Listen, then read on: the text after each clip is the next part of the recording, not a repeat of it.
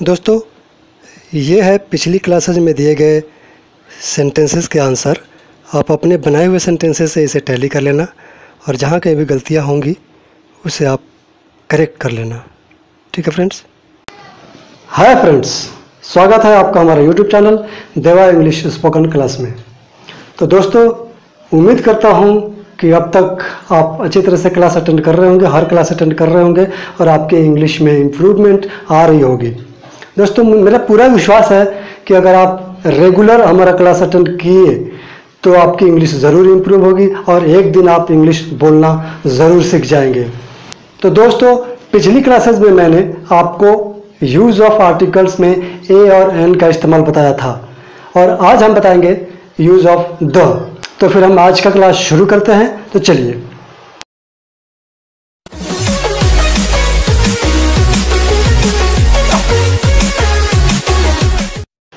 दोस्तों, मुझे पूरा विश्वास है कि आपको ये समझ में आ गया होगा कि ए का इस्तेमाल कहाँ करते हैं और एन का इस्तेमाल कहाँ करते हैं। तो आज हम सीखेंगे कि द का इस्तेमाल कहाँ करते हैं। तो आइए, यूज ऑफ द। सबसे पहले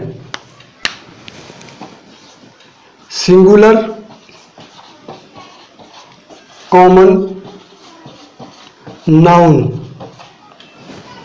सिंगुलर कॉमन नाउन में द का इस्तेमाल करते हैं। जैसे कॉमन नाउन मतलब किसी भी जाति का बोध कराता है और वो सिंगुलर नंबर में है सेंटेंस, तो उसमें हम द का इस्तेमाल करते हैं। जैसे गाय एक पालतू जानवर है।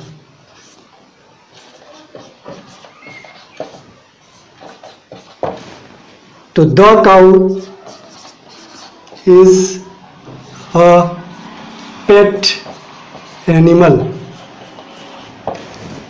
ठीक है दोस्तों। घोड़ा बहुत मजबूत होता है। The horse is very strong. ठीक है दोस्तों। सिंगुलर कॉमन नाउन ऐसे सेंटेंस जिसमें पूरी जाति का बोध कराता हो जो सेंटेंस, और वो सिंगुलर हो, तो उसमें हम द का इस्तेमाल करते हैं। जैसे गाय एक पालतू जानवर है। सारी गाय जाति की हम बात कर रहे हैं कि गाय एक पालतू जानवर होती है, लेकिन ये सेंटेंस सिंगुलर में है, इसलिए हम यहाँ पे द लगाएंगे। यहाँ पे घोड़ा बहुत मजबूत होता है, तो the horse is very strong. क्योंकि हॉर्स, हम पूरी हॉर्स जाति की बात कर रहे हैं, जाति का बोध करा रहा है ये, और ये सिंगुलर में है, इसलिए द लगाएंगे। अगर यहीं पर होता कि घोड़े मजबूत होते हैं, तो यहां द नहीं लगता। फिर हॉर्सेस आर स्ट्रॉन्ग। ठीक है फ्रेंड्स। फिर यहां पर द नहीं लगेगा। हम सिर्फ वैसे सेंटेंसेस में किसी भी कॉमन नाउन में, यानी कि किसी भी ऐसे सेंटेंस जो किसी की जाति का बोध कराता और वो सिंगुलर में हो, तभी हम द का इस्तेमाल करेंगे। ऐसे बहुवचन में यानी प्लूरल नंबर में होगा तो हम उसमें द का इस्तेमाल नहीं करेंगे। प्रॉपर नाउन या अनकाउंटेबल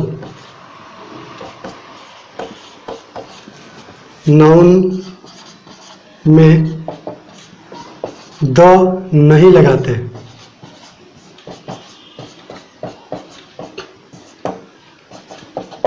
ठीक है फ्रेंड्स। प्रॉपर नाउन या अनकाउंटेबल नाउन में हम द नहीं लगाते हैं। प्रॉपर नाउन क्या होता है? प्रॉपर नाउन का मतलब होता है व्यक्तिवाचक। जैसे राम, श्याम, मोहन, सोहन, अजीत, जो भी नाम हो गए वो सारे व्यक्तिवाचक संज्ञा होते हैं, नाउन होते हैं, उनके पीछे हम कभी द नहीं लगाते हैं। और अनकाउंटेबल नाउन मतलब जिसकी हम गिनती नहीं करते हैं, जैसे चावल, गेहूं, पानी, दूध, तेल, ये सब सारे के सारे अनकाउंटेबल नाउन है और इनके पीछे हम द नहीं लगाते हैं। जैसे राम अच्छा लड़का है, तो राम इज गुड बॉय, इसमें द नहीं लगाएंगे। दूध सफेद होता है, तो दूध सफ़ेद होता है, मिल्क इज वाइट। इसमें द नहीं लगेगा कभी भी। जितने भी ये अनकाउंटेबल नाउन होते हैं और प्रॉपर नाउन होते हैं उसमें हम द नहीं लगाते हैं। ठीक है फ्रेंड्स, इतना ये याद रखना। मैं ये सब इसलिए बता रहा हूँ ताकि ये भी जानना जरूरी होता है कि हम द कहाँ नहीं लगाते हैं, फिर हम द कहाँ लगाते हैं तभी हम समझ पाएंगे। ठीक है फ्रेंड्स, ये लिख लेना।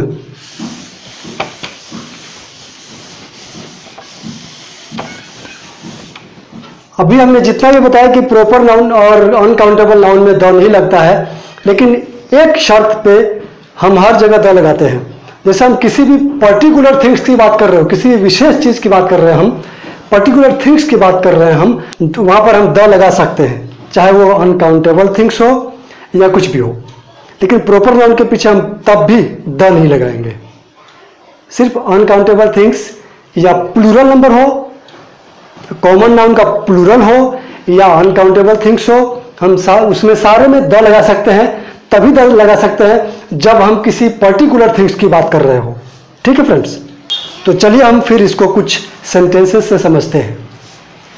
जैसे हम दूध की बात करते हैं, दूध इज अनकाउंटेबल नाउन बट दूध मीठा है।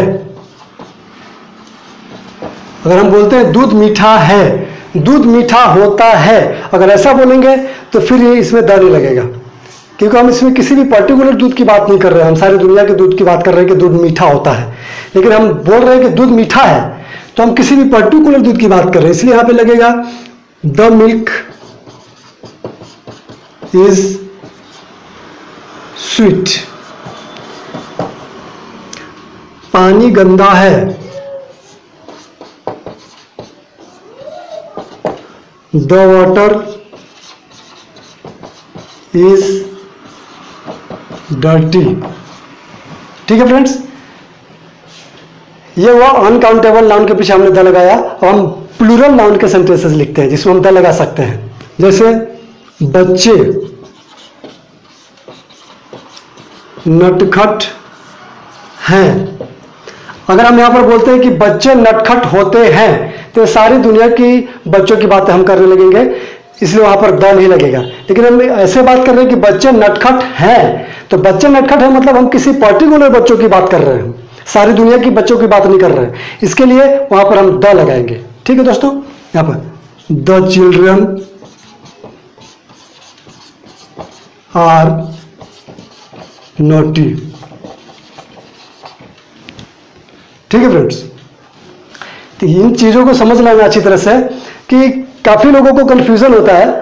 काफी लोग मुझसे क्लास में भी पूछते हैं कि सर प्लूरल नाउन और मटेरियल नाउन और अनकाउंटेबल नाउन के पीछे द तो नहीं लगता है, फिर आपने कैसे लगाया? तो फिर उनको ये समझाना पड़ता है, बताना पड़ता है। काफी लोग इन चीजों से अभी तक अनभिज्ञ हैं, मीन्स अननोन है, उनको अभी तक ये जानकारी नहीं है कि द हम अनकाउंटेबल थिंग्स के पहले भी लगा सकते हैं, इसके साथ भी लगा सकते हैं, और प्लूरल नाउन के पहले भी लगा सकते हैं, अगर उसमें हम किसी भी पर्टिकुलर थिंग्स की बात कर रहे हो तो। ठीक है फ्रेंड्स, तो चलिए हम और भी द का इस्तेमाल सीखते हैं कि और हम कहां कहां पर द का इस्तेमाल हम कर सकते हैं। आइए, मैंने पहले से लिख कर रखा है, इसलिए मैंने पहले से लिख के रखा है। तो some specific uses of the समुंदर, महासागर, ओशियन, नदी, रिवर, खाड़ी, गल्फ, पर्वत श्रेणी, रेंज ऑफ माउंटेन, द्वीपकुंज, ग्रुप ऑफ आइलैंड, मरुभूमि, डेजर्ट, महाकाव्य, एपिक, जहाज, समाचार पत्र, वाद्य यंत्र या ऐतिहासिक स्थान, हिस्टोरिकल प्लेसेस के साथ हमेशा द का इस्तेमाल होता है। ठीक है दोस्तों, ये सारी चीजें आप लिख लेना, इन सब के पीछे द का इस्तेमाल होता है।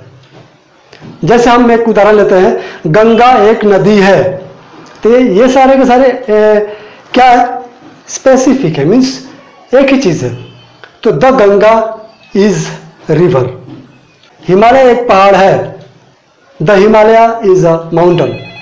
ठीक है फ्रेंड्स, तो और ये दूसरी चीज, और सुपरलेटिव डिग्री में हमेशा द का इस्तेमाल होता है। सुपरलेटिव डिग्री मीन्स जैसे राम अपने क्लास में सबसे लंबा लड़का है, Ram is the tallest boy of all in his class. The, वहाँ पर सुपरलेटिव डिग्री जहाँ भी होगा वहाँ पर द का इस्तेमाल हम ज़रूर करेंगे। ठीक है दोस्तों। और तीसरी चीज़, ओरिजिनल नंबर मीन्स जैसे नंबर आता है ना कि वो पहला लड़का, वो दूसरा लड़का या तीसरा लड़का, वो पहला घर दूसरा घर, तो उसमें हम क्या बोलते हैं, the first boy, the second boy, the first house, the second house, दूसरा घर। ये इस तरह से जितने भी ओरिजिनल नंबर होते हैं उसमें हम द का इस्तेमाल ज़रूर करते हैं। ठीक है फ्रेंड्स। अभी हम थोड़े बहुत सेंटेंसेस के द्वारा हम जान लेते हैं, फिर उसके बाद आगे बढ़ेंगे। अभी जितने भी हमने आपको बताया इधर, जितने भी स्पेसिफिक यूजेज ऑफ द वो सारे आप लिख लेना और उसका अच्छी तरह से याद कर लेना। अभी मैं वैसी चीज़ों के पीछे द लगाने के लिए मैं बताऊंगा जो दुनिया में एक होते हैं या यूनिवर्स होते हैं, मीन्स यूनिवर्स में एक ही होते हैं। जैसे कि सूरज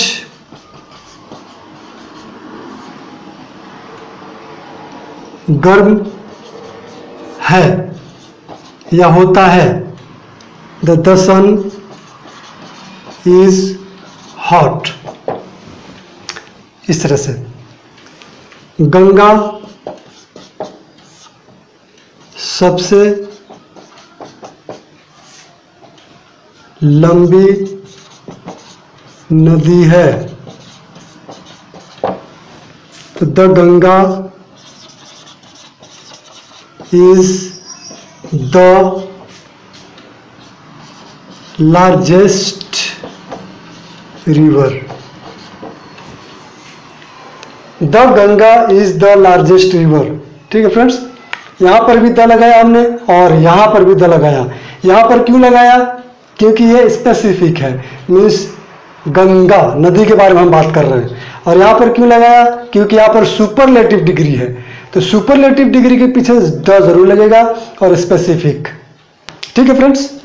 अब उम्मीद करता हूँ कि आपको अच्छी तरह से समझ में आ गया होगा कि हम द का इस्तेमाल कहाँ कहाँ करते हैं और कहाँ पर नहीं करते हैं। यह भी याद रखना जरूरी है दोस्तों कि द का इस्तेमाल हम कहाँ नहीं करते हैं, तभी हम कहाँ पर करते हैं ये समझ पाएंगे अच्छी तरह से। ठीक है फ्रेंड्स।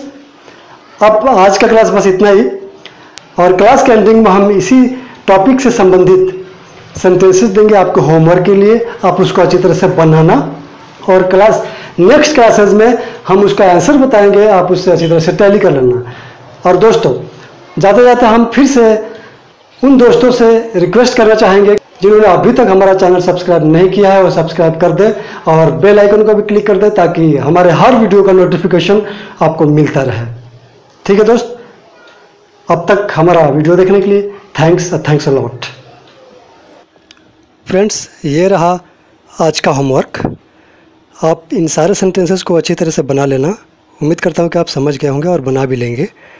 और नेक्स्ट क्लासेज में जो हम इसका आंसर बताएंगे उससे आप टैली कर लेना। Okay friends, bye.